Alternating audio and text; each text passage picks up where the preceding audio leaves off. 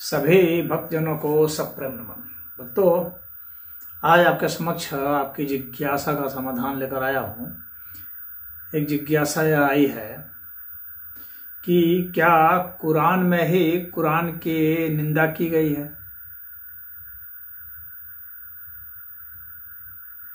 तो यदि हम देखते हैं कुरान में, तो ये जो सूरा है 25, जिसको अल फुरकान भी कहते हैं, उसके 30वीं आयत जो है उसमें जरूर इस तरह की कुछ बात है।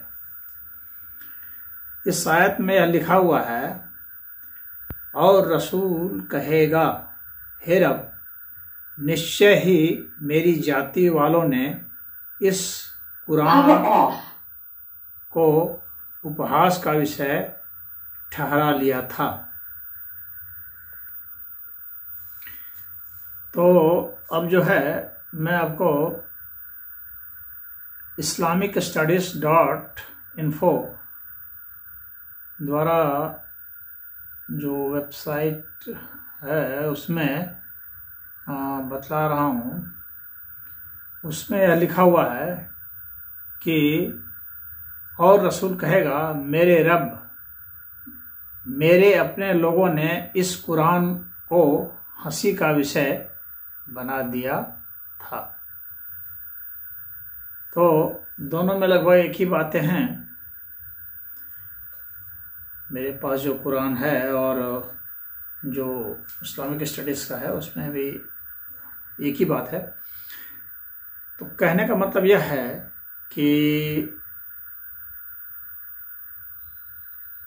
जब भी कोई प्रचारक प्रचार करता है, किसी बात को कहता है, तो जाहिर सी बात है जिससे कहेगा, तो उसमें जो भी समझदार लोग होते हैं वे उस बात को पहले आंकते हैं, तौलते हैं, तर्क की कसौटी पर कसते हैं, प्रयोग की कसौटी पर कसते हैं, और उसके बाद ही उस पर कुछ बोलते हैं।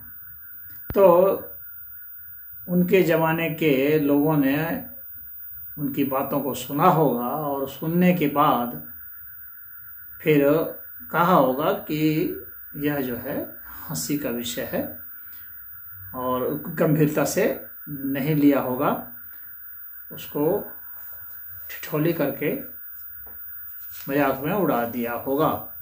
यह स्वयं ही कुरान में लिखा हुआ है। तो यह बात सच है। और देखिए, तर्क वितर्क ये सब तो होने चाहिए, सभी समाज में होते ही रहते हैं।